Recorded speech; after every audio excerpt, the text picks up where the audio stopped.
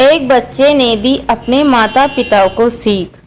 किसी गांव में एक बूढ़ा व्यक्ति अपने बेटे और बहू के साथ रहता था। परिवार बहुत सुखी था और कोई परेशानी भी नहीं थी। बूढ़ा बाप, जो किसी समय अच्छा खासा नौजवान था, आज बुढ़ापे से हार गया था।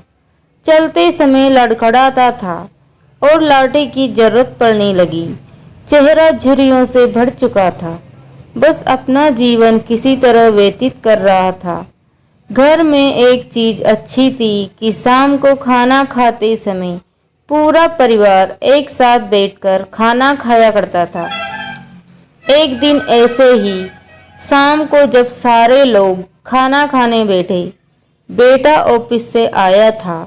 भूख ज़्यादा थी सो जल्दी से खाना खाने बैठ गया और साथ में बेटा और बहू और उनका एक बेटा भी खाना खाने लगे। बूढ़े हाथ जैसे ही थाली उठाने को ही थाली हाथ से छिटक गई।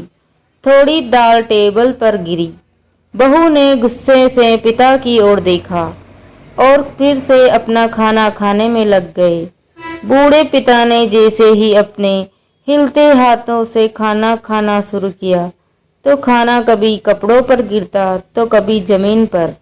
बहू ने चिढ़ते हुए कहा, हे राम, कितनी गंदी तरह से खाना खाते हैं। मन करता है इनकी थाली किसी अलग कोने में लगवा देते हैं। बेटे ने भी सिर हिलाते हुए जैसे पत्नी का साथ दिया। उनका बेटा यह सब देख रहा था। अगले दिन पिता की थाली उस टेबल से हटवाकर एक कोने में लगवा दी गई।